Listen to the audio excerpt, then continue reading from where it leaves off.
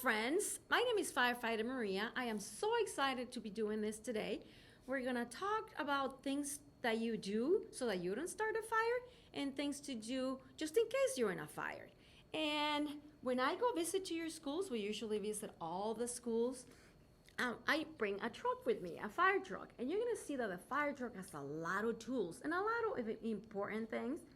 But the most important things that I have with me today, and they should be the most important tools in your home, are this. This is, people call them smoke detectors, smoke alarms, fire detectors. You know, this one looks different than this one, but they all do the same thing. Okay, you know how right here in the middle of my nose, the middle of my face, I have a nose, and because I have a nose, I can smell different things, right? Well, the smoke alarm is like the nose of the room, right? It's always up high, up in the ceiling. The room that I'm here right now has 4 smoke alarms. It's usually up high, and all that it does is it waits, and it waits, and it waits until there's smoke in the room. And then when there's smoke in the room, it will beep. So this is the sound that it makes. It's sometimes louder than others, but it is pretty loud. So this is the sound of the smoke alarm.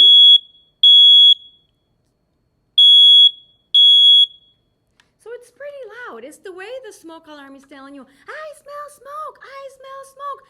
Please go outside. So we have a lot of fires. And most of the fires, so if there's 10 fires, 9 out of 10 fires happen at night between the hours of 8 p.m. and 8 a.m. And usually between those hours, you're sleeping, I'm sleeping, the grown-ups in your home are sleeping. So you need something really, really loud to wake you up. That's why the smoke alarms are loud. And fire starts this teeny tiny, and it gets this big really, really fast. So you have about a minute and a half to escape a fire. So if you ever in your room, right, and you hear the sound of the smoke alarm, and you open your eyes and you see smoke and you smell smoke, we want you to go outside and stay outside, right? But if it's during the day and you're up and you're reading your book and you hear the sound of the smoke alarm, right? Don't ignore it. Don't make believe you don't hear it. Because remember, fire gets big really, really fast. So don't ignore it.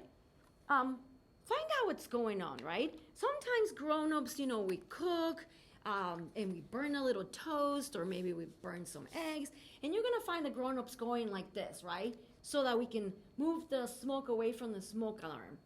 And that's okay, but at least you know that there's not a fire in the room, right? And fire could be very, very scary. Like I said, most of the fires happen at night, and at night is dark, right? So you can't see in front of you. There will be a lot of smoke. So my friends in preschool and kindergarten, even first grade, we want you to just go outside and stay outside. But my friends that are getting taller and bigger, second grade and up, right? So if you stand up, all the smoke is gonna go up to the ceiling because smoke is lighter than air. So it floats, just like when you have a balloon and you let it go, it floats to the sky, right? Because of helium inside the balloon. So smoke is lighter than air, and it goes up to the ceiling first, and then it goes to that wall, and it goes to that wall, and it comes back to the wall until it comes really, really low. And fire has a lot of toxic gases that can hurt your lungs. It can hurt my lungs. That's why firefighters, we wear all the special equipment that I'm gonna show you so that we can go in there to put out the fire. But we want you to go out and stay out. So my taller friends, the best thing you can do is to roll from your bed, right? And then you crawl low under smoke. So just like a baby, in your hands and your knees like this, right? Chin up so you know where you're going. And you crawl to the outside, right? You know where the door is and you go out. But once you're outside, right? Talk to the grown-ups in your house. Firefighter Maria says that if there's a fire in the house, where do we meet, right? That is called a meeting place. So a meeting place could be the mailbox across the street. It could be your friend's house. It could be a tree across the street. So when the fire department shows up, you're gonna say, it's okay, we're all here, we're all safe, this is our meeting place, and everybody's here. Or they're gonna say, no, this is our meeting place, she was supposed to be here, he was supposed to be here, and then the firefighters will go in there and get you out, okay? So have working smoke alarms, the most important thing. Go around your house today, count how many smoke alarms you have. You can have 1, you can have 2, you can have 10 in your home, right? But make sure you at least have 1 in your home. And if you don't find any, Firefighter Maria and the fire department, we have smoke alarms like this one to give out for free. We go to your home, my firefighter friends install them because we want to make sure you're safe. So they're all for free. Tell them to call the fire department if you don't see any. So also, a lot of the smoke alarms have pretty much like the foot of the smoke alarm. It's called a battery, kind of like this, right? So if it doesn't have a battery inside and I press the button, it won't work, right? So even if you have a smoke alarm and if the battery inside is not working anymore or is missing, right? It's not gonna work, obviously. So make sure you tell the grown-ups to test the smoke alarm. They all have a button they can press. I don't want you to do it because they're always up high. So I don't want you to go up in a chair or a desk or a ladder and fall down and get hurt. But the grown-ups, they can have a broom handle or a stick and they can just push up the button. And if it beeps, that means it's working. And if it doesn't, that means it needs a new battery. Or it could be that they're gonna tell you it's okay. That's a great idea. But I know the smoke alarms are working because I just changed the batteries, right? But make sure that the smoke alarms that you do have them and that they have a battery inside that works, okay? So your meeting place outside, right? And so in my pictures that I'm gonna show you, right? I have my picture right here and we see smoke in the room and a smoke alarm in the middle. And the smoke alarm started beeping, right? And the little boy said, oh, I know what that is. That's the sound of the smoke alarm. And I'm supposed to go out and stay out, right? So once you're outside in your meeting place, right? Is it a good idea to go back inside the building to get your favorite video games? No. Is it a good idea to go back inside to get your pets? No, right? Once you're outside, you stay outside. Firefighters, just like you go to school every day, we practice, we train every day, and we're gonna do our best to save your pets and your toys and your uniforms and your books, right? But the most important thing is that you go out and stay out. You're outside breathing the fresh air, right? So the little boy wasn't scared, right? He didn't put a blanket on his face. He didn't cover his ears with his fingers. He went outside to meet the grown-ups out, right? See what he's doing? He's crawling low under smoke. My friends in pre-K and K and first grade, you just want to go out and stay out. But as you're getting taller, even the grown-ups, right? They want to crawl low under smoke and go outside, right? Just like a baby, not like a snake. Because if you do like a snake in your belly, a lot of toxic gases go to the floor and that can make you sick. But the clean air is going to be in the level of when you're crawling, okay? So go outside and you can actually see the door to go outside, okay? So go out and stay out. And wait for the fire department to show up. And the fire department is going to say, we're gonna go in, put the fire out, and we're gonna say, it's okay, you can go back inside the house. And a lot of times people can't go back inside the house because there's a lot of smoke or a lot of things that burned. So you go stay with your cousins or aunts or friend's house, or you even go to a hotel, okay? But at least you're safe. So another tool that I have with me today is my, a lot of firefighters have a lot of tools, right? This is called a firefighter tool. I don't know if you can see, but there's a little sharp edge right there. There's a blade in here, right? So this is made so that if there's a car accident, we just go like that and we break the window.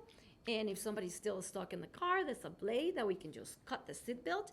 And it's okay for me to use things that are sharp, that are hot, because I'm a grown-up. And I know this can hurt my finger and make me bleed, right? So I'm gonna be very, very careful. But my friends, when you're little, you want to stay away from things that are hot, things that are sharp, right? Or things that start a fire. So all the things that grown-ups need, but are very, very dangerous, right? And after today, you're going to be a fire-safe child. And fire-safe children never, ever want to touch matches and lighters, right? So this is called match and a match. A lot of my friends don't even know what this look like because they're not around anymore much, but people sometimes do have them. And this is a lighter. So matches and lighters are very, very dangerous, right? You don't want to touch them. They start a fire. And remember, fire starts this teeny, teeny, tiny, and it gets big really, really fast. And when there's a fire, a lot of people can get hurt, right? The whole building can burn down. So we don't want you to play with matches and lighters. So if you see them, let's say today you're home and you see them on the table or you see them on the floor in the playground, right? Don't touch them. Call the grown-ups and tell them to please put them away so that nobody can start a fire. Because now you know this can start a fire. But maybe if you have a younger brother or sister or a cousin or a friend, they might not know, right? So they might play with it. So you want to tell the grown-ups to please put them away so that nobody starts a fire. So they're gonna put them away up high in a place where the little kids can't play with them, with the little kids can't touch them, right? So stay away from matches and lighters. So in my picture, now that it's nice and warm outside, we have this little boy who's playing, and the grown-ups were cooking some cheeseburgers and hot dogs, and I think all of us like cheeseburgers and hot dogs, right? So they needed some lighters to light up the grill. So the little boy's playing, and he said, uh-oh, I see some matches on that table, right? And I'm a fire-safe child. And fire-safe children never, ever want to touch matches and lighters. So he came, and he told the grown-up, can you please put them away so that nobody starts a fire? And look at this. She came and she put him up high in a safe place, right? Away from all the kids. And look at that. Does she look proud that he didn't play with matches and lighters? You think she's happy? I think so, right? That everybody's nice and safe and kids are not playing with matches and lighters. So, very good. Other things that can hurt you, like I told you, right, are things that are hot. So when you come home from school or you come home from visiting a friend, you're hungry, right? So the grown-ups will start, they want to start cooking something or maybe to warm up the chicken, right? So when they're cooking, it's the stove. So you want to take 3 giant steps back from the stove because so all the way around it, it's not a playground, right? You don't want to play with your beach balls or with your footballs, right? Or with your toys. Because when we're cooking, that could be very, very hot and you can tip that over and it can burn you, right? So stay away from things that are hot, like the soup is super hot. So you want to wait until it cools down a little bit for you to drink it, right? You want to stay away from a fireplace, right? Because it's hot and your clothes can catch on fire. And I'm going to show you what to do in a minute. If that happens, you want to stay away from the stove and anything that's cooking. The grill is very hot. You want to stay away from that too. If you touch that, your fingers can get burned, right? And get hurt. So you want to stay away from the toaster, right? There's electricity that goes in here. So you want to be very careful around the toaster. If your toast gets stuck, call the grown-ups, tell them to help you out, right? It's not a good idea to put anything inside the toaster, any metal, anything like that, because you can get hurt. So, and coffee. Stay away from things that are hot. And look at this. How about a lighter? Definitely stay away from matches and lighters, right? Very good. So, now, I want to talk to you about 911. So, everybody at home has phones like this, right? These are called cell phones. So everybody at home pretty much has something like this. So when you want to call for help, if you need the police department to come and help you out, if you need an ambulance, that means when somebody's sick and you think they need help, or the grown-up in your house is not answering you back, it's okay for children to call 911. We have kids in Holyoke from the age of 4 years old that call 911, right? So this is a cell phone, and a lot of grown-ups, they have a passcode when they open the cell phone, right? You don't even need to know the passcode. In this corner, there's a little thing that says emergency, right? So when there's a button that says emergency, it will take you to this menu, right? So then you press 9 and you place 1 and 1 again. So 1 twice. 911. So someone on the phone is going to say, 911, what is your emergency? That means, what's when you need help, and you need help right away. So you're going to say, my mommy fell down and she's not answering me back. Obviously, you can say there's a fire in my house, right? Or if you're small, if you're young, I'm home alone and I'm scared, you can call 911, right? But when you call from a phone like this, you need to know your address. So your address is pretty much like the name of your house, right? It has a number and it has a street name. And if you live in Holyoke, you even need to know Holyoke, or you need to know Springfield or Chicopee, wherever you are. So 911 will ask you for your address, right? The fire department address is 600 High Street. So when I'm calling 911 and they ask me what my address is, I'm going to say 600 High. So if you don't know your address, talk to the grown-ups today and ask them to teach you your address, just in case you need to call for help, 911, right? So if you call 911 from a phone, like the phone that teachers have in the school on the wall, right? The phones that are connected to electricity, pretty much, those phones you call 911. We know who you are, we know where you're calling from, but a lot of people don't have those anymore. A lot of grown-ups only have cell phones like this, okay? So make sure you know your address. You don't need to know the passcode. There's a button that says emergency, starts with an E, right? You press that button and it takes you to this menu where you can press 911. And it only works to call 911. I tried calling other numbers. It does not work. Only to call 911. But 911 is not a toy number, right? Are we gonna call 911 to order pizza? No, right? Are we gonna call 911 to say hello? No, right? Only when you need help, and you need help right away. See, to save a life, right? To stop a crime, to report a fire, you call 911, right? 9, 1, and 1 again. So 1 twice, right? Very good. 911. So now, in my next picture, this little girl was playing close to the fireplace. See, there's a fireplace right here, and she was playing close to the fireplace. And look at this right here. Fire got on her clothes, right? So when fire gets on your clothes, people get scared and they panic and they go like this and they run. Fire gets bigger with air. So when they go like this, moving their sleeves that are on fire, or running when their clothes is on fire, right? Fire is getting bigger. So this works for little kids. This works for adults. This works for the elderly. So it works for anybody. And I've seen it work. It's called stop, drop, and roll. So let me see. If you're walking around and you're playing by the fireplace and your clothes catch on fire, you stop what you're doing, right?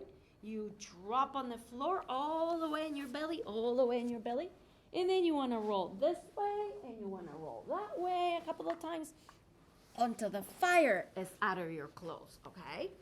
Until the fire is out of your clothes. So it's called stop, drop, and roll. And it works for kids as well as grown-ups, okay? So I get a question a lot of the times is, so what happens with people that are in a wheelchair and they catch on fire? And that's a great question. So if you have a person in a wheelchair, they can't stop, drop, and roll, then the best thing you can do is to have a blanket, or if you have a towel, or maybe your sweater, right? You put that very, very tight on their clothes, right? You're not letting the air go in there, so the fire will stop, okay? So if they can't stop, drop, and roll, the best thing is you cover them with a blanket, but really, really tight so that no air goes in there, okay? So it does work. That's how the fire will stop with people who are in a wheelchair. So stop, drop, and roll. Now, if the fire is on your sleeve, right? You're covering your face, that you're gonna bring that fire closer to your face, right? But if your fire is on your clothes, on your shirt, right? Cover your face so that you're protecting your face from the fire, okay? So if the fire is on your clothes right here, on your pants, you cover your face and you roll. But if the fire is on your sleeves, you don't want to go like this because you're bringing the fire closer to your face, right? So stop, drop, and roll. So I want to show you something like this. A lot of the buildings have red things like this. They're boxes like this. A lot of the schools, I think all of the schools have something like this. They look a little different sometimes. So what they do is, this is for the emergencies, if there's a fire in the school, if there's a fire in the building, right? But only if there's a fire.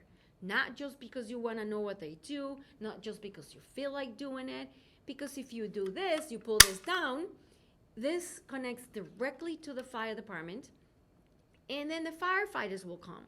So, but if we go to your school because you felt like doing it, and what if there's a fire in somewhere else and they need us right there, right? So if we're in one place, we can't go to another place. So this is not a toy.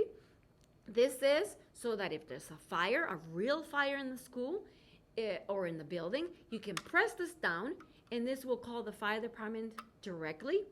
But it's not a toy, okay? Kids can do it, but only if there's actual fire, flames, or smoke in the building, okay? This will call the fire department directly. So they're there for people to call the fire department because years ago they didn't have cell phones, and even when you're in the schools, they don't allow you to have a cell phone, or so a lot of the times the cell phones don't work inside the walls of the schools, or a lot of the buildings in Holyoke. So that's why we still have those, so that if there's a fire, you or a grown-up can pull it down and call the fire department. Thank you so much. This was a lot of fun. Once again, my name is Firefighter Maria. We will be visiting your schools shortly. Whenever the schools are open, I'll bring my firefighter friends, a big red shiny truck for you to explore, and we'll teach you some other things. So remember, if you have any questions, you can hold them off and let me know whenever I go to your school. Or we do have a Facebook page, Holyoke Fire Department. You can like us and ask me questions there, okay? Thank you. Bye.